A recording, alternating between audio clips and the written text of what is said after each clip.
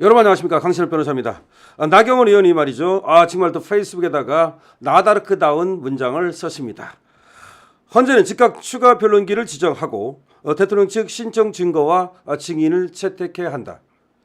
말 바꾸는 증인들, 상식 밖의 진술들, 언론기사 63건이 전부인 부실한 증거, 이런 기초 위에서 대통령을 신속 졸속 파면하겠다는 것이 과연 헌법 정신이고 법치주의인가? 관련 증인들의 진술은 날이 갈수록 더 혼란스러워지고 있다. 의원을 끌어내라였다가 인원으로 바꾸고 또다시 말을 바꾸는 증언들.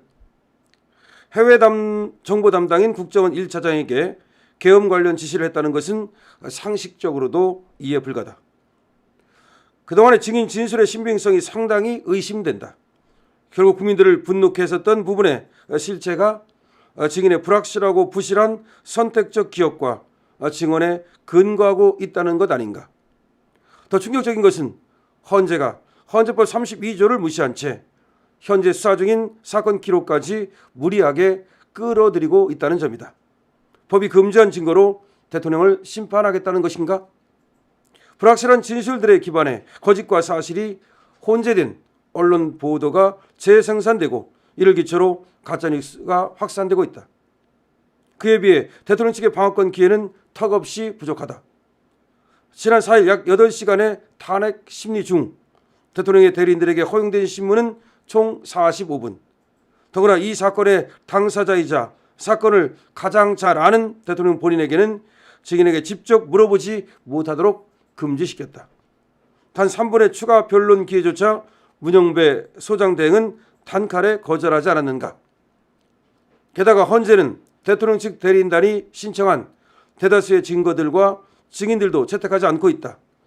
심지어 주신문 내용을 보고 나서 해야 하는 반대 신문 내용을 미리 제출하도록 강제하고 상대방에게 재판 전에 송달해 준다니 심각한 방어권 침해이자 기울어진 운동장의 답정 탄핵 재판이다. 이런 상황에서 8차 변론으로 탄핵 심판을 끝내겠다는 것은 헌법 정신을 무시하는 처사다. 헌법과 법률이 보장하는 적법 절차 원칙과 피청구인의 방어권을 이렇게 유린할 수는 없는 일이다. 대통령 탄핵이라는 중대한 결정은 대한민국의 헌법 질서와 미래를 좌우하는 사안이다. 그 어떤 절차적 하자나 흠결 없이 철저하고 공정하게 이루어져야 한다. 그렇지 않으면 국론 분열은 극에 달할 것이고 헌법재판 불복 사태까지 심히 우려된다. 졸속 편파 심리로 역사의 과오를 남겨서는 안 된다. 대한민국의 미래가 걸린 탄핵 심판이다. 자, 이런 글인데요. 자, 여기서 나경원 의원은 말이죠, 근본적으로 지금 졸속 재판을 지금 성토하고 있습니다. 8차 변론 기일까지 정했거든요. 그리고 나서 2월 중으로 심리를 끝내고 3월 초에 지금 선고한다는 로드맵을 헌법재판소가 정했다는 말이 나옵니다. 거기에 맞춰서 말이죠, 재판을 너무나 졸속으로 빠르게만 진행하려고 한다는 것이죠. 그러다 보니까 윤석열 대통령 측의 증거 신청이나 증인 신청을 칼같이 잘라버리고 있습니다. 여기에 대해서 지금 나경원 의원은 더 증인이라든지 증거 신청을 받아줘야 된다는 것이죠. 그렇지 않고 지금 이 재판을 갖다가 이렇게 불공정하게 특히 절차적 적법성을 지키지 않을 시 나중에 생길 수 있는 그 후폭풍을 어떻게 감당할 것이냐고 지금 성토하고 있습니다. 더군다나 지금 증인들의 진술이 엇갈리고 증인들의 진술이 검찰과 또 다른 데서 얘기한 것과 너무나 다른데 그럼에도 불구하고 이 수사 기록을 송부해 달라고 해서 그걸 바탕으로 지금 재판을 하려 한다는 그런 의혹을 제기하고 있습니다. 헌법재판소법 제32조는 수사 기록 중이거나 재판 기록 중인 그런 수사 기록이나 수사 중이거나 또 재판 중인 그런 수사 기록이나 재판 기록을 받아보지 못하도록 그렇게 규정하고 있습니다. 그럼에도 불구하고 이미선이가 수사 기록을 지 마음대로 막 받아봤죠. 이런 것들은 지금 위법한 증거를 가지고 지금 윤석열 대통령의 탄핵 심판의 증거로 쓰겠다는 것이어서 결코 인정될 수 없다는 것입니다. 그리고 지금 충분하게 반대 신문 기회가 보장되지 않고 그리고 윤석열 대통령 측에 지금 변론 기회가 보장되지 않는다는 점을 얘기하고 있습니다. 단 3분만 더 시간을 달라고 했음에도 불구하고 그거를 짤뚝 싹둑 잘라버리는 그런 문영배 대행의 이런 재판 진행은 그야말로 아주 불공정의 대명사라고 얘기하고 있는 겁니다.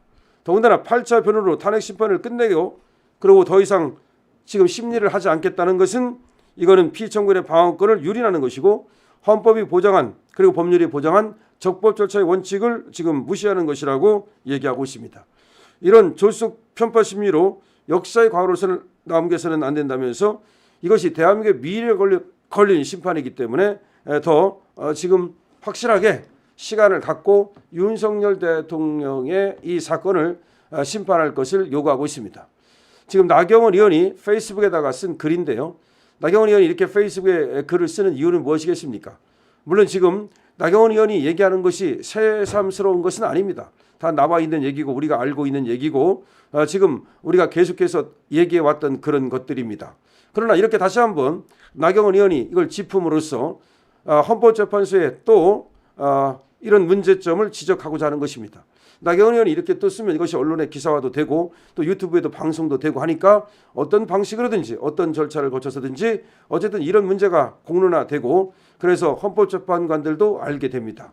결국 헌법재판관들도 눈치 보는 이런 사람이기 때문에 AI가 아니기 때문에 결국 우리가 계속해서 이들을 갖다가 압박해야 합니다. 그냥 가만히 있으면 자기들이 하는 것이 옳은지 압니다. 그게 문제예요. 네가 하는 것이 잘못됐어라고 우리가 알려줘야 됩니다. 그렇지 않습니까?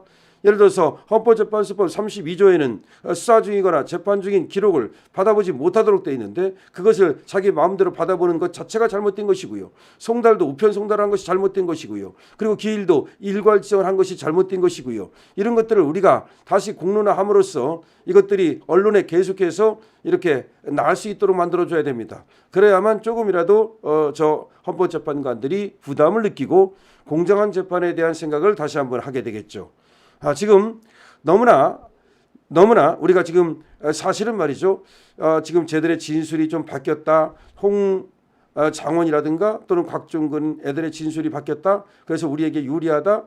지금 판이 바뀌었다. 바람의 방향이 바뀌었다. 뭐 이런 얘기들을 합니다만은 사실은 꼭 그렇게 보기는 어렵습니다. 우리는 물론 그렇게 되기를 바라고 그것이 우리가 소망하는 것이고 그리고 우리가 얻으려고 하는 그것이 결과값입니다. 하지만 우리는 끝까지 말이죠. 정말 우리가 마라톤을 뛸 때 끝까지 최선을 다하듯이 중간에 가다가 쉬면은 아무리 빨리 달리던 사람도 뒤떨어지는 것과 마찬가지로 우리가 판결이 나는 순간까지 단 한순간도 방심해서는 안 됩니다. 그런 점에서 나경원 의원이 지금 이 페이스북에 글을 써서 지금 헌법재판소에 이런 어떤 수상한 수작 이것들의 태클을 걸고 문제를 삼는 것은 아주 나다르크답다라고 말하고 싶습니다. 나경원 의원 계속해서 이렇게 많은 그런 어떤 문제점을 지적해 주고 그리고 헌재 재판을 끝까지 감시해 주기를 바랍니다. 우리들도 함께 하겠습니다. 여러분 이 영상이 또 많이 퍼질 수 있도록 여러분들께서 공유해 주시고요. 좋아요, 댓글 그리고 구독을 함께 부탁을 드립니다. 강신업 TV입니다.